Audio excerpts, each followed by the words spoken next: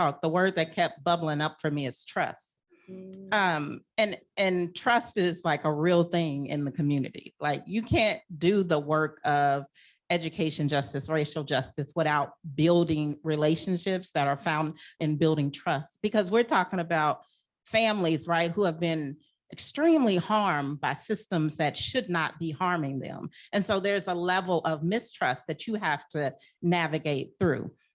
But then when I think about me as an organization and the relationship to philanthropy, there's a level of distrust, right, that we have as organizational partners that are receiving, right, funds from philanthropic sources, that there's a level of distrust there. And so I always think about, how do I, as the ED of my organization, create space to build trust with our philanthropic partners, starting with those program officers that I'm in direct contact with. If there's a point of celebration, we're going to celebrate that. But if there's a point of stickiness that we need to lean into, then we have to lean into that. And so I would encourage, you know, in this conversation, thinking about the ways that you continue to build trust with your partners, but then also create space for some of those partners to come in contact with trustees,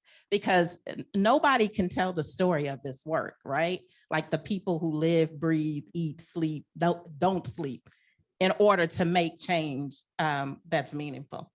What's bubbling up for you all and how you're thinking about this, or not, but how you want to think about this as you leave this space today. Because the bottom line is, if this is able to take off as a real thing within philanthropy, it really can have a long-lasting impact on the work that we're trying to do to change systems that are ineffective, inequitable, and rooted in white supremacy and racism.